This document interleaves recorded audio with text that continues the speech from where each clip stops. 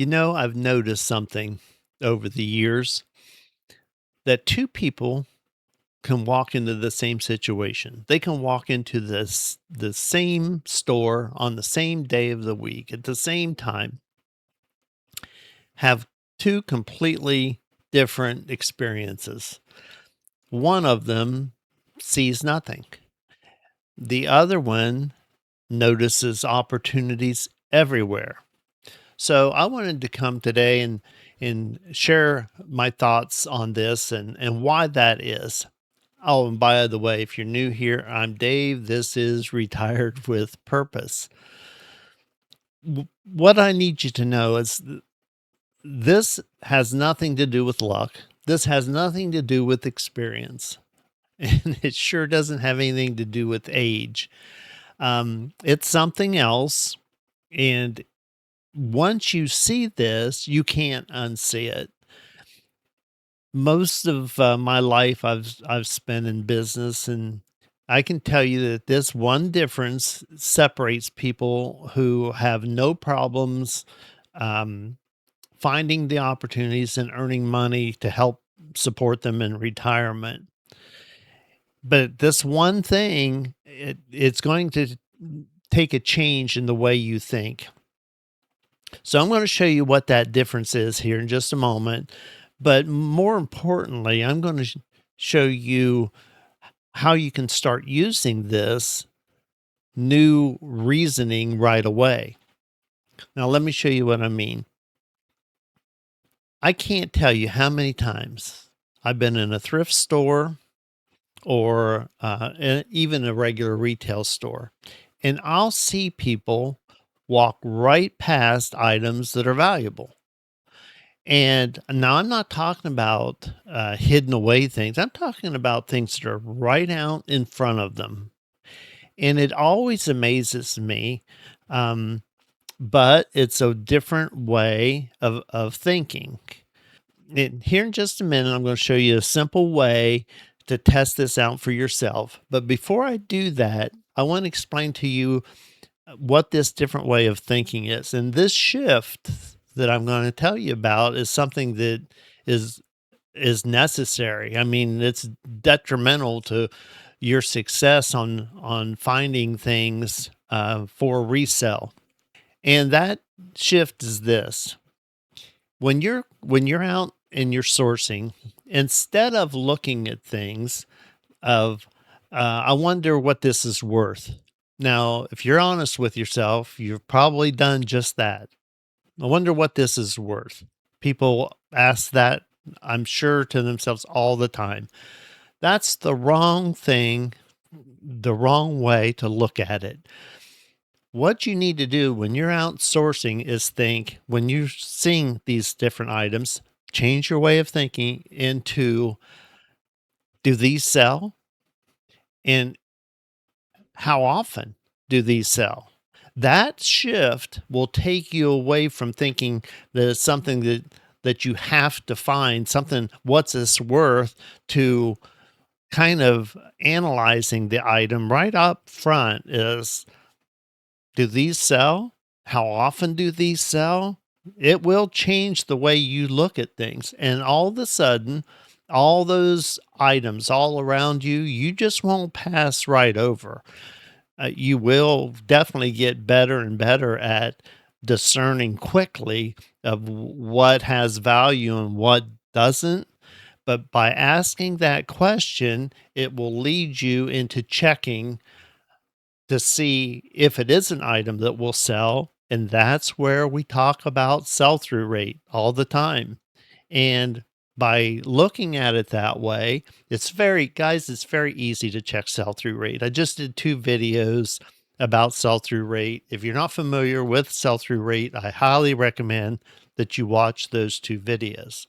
By checking that sell through rate, you will know right away if this is something that will sell and how often that it sells. And that's the thing about opportunities. Once you start seeing opportunities around you, you'll stop with the I need to find something to do, or I need to find something to buy. and it will open your eyes to these different kinds of opportunities all around you. And when you start seeing them and you start checking them, your knowledge of items and what's out there to sell, um, that database in your mind just starts growing. People ask me all the time, Bolos, how do you know what? Trust me, the more you do sourcing, the more often you look things up, you will get to know that that Stanley thermos is worth $30 approximately, or whatever. You understand the point is by looking these things up, you will definitely gain knowledge of what sells and what doesn't sell. But when you first walk into a place and you're clueless, you don't have any background of what to look for. You walk into a garage sale, you don't have any idea what you should be looking for. As you're going across, stop thinking, what's that? Wonder how much that's worth to wonder if these sell and how often they sell.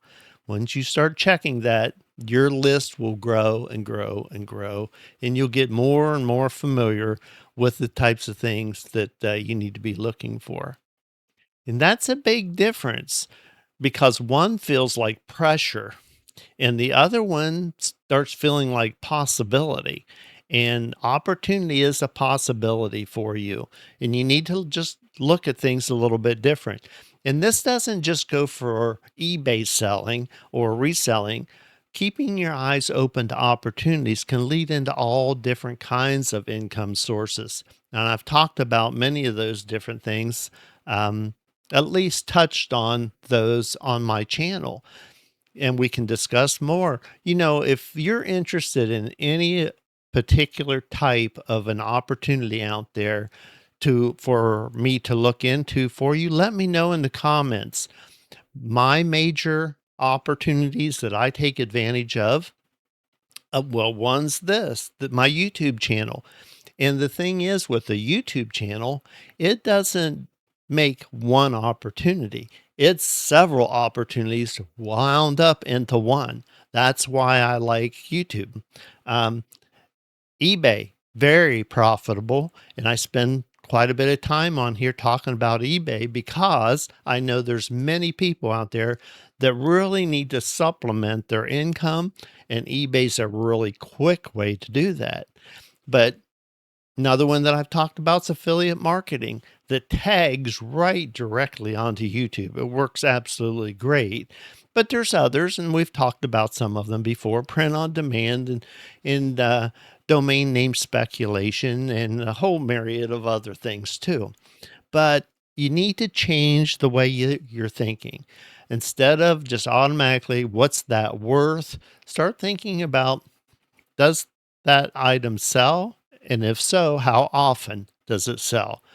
You will, if you're running an eBay store like I have two, you will be buying items out there, sourcing items that you know will sell before you even pay the lady or pay the clerk for the item. You'll know. And someone asked me on a comment about what's the sell through rate, my minimum sell through rate.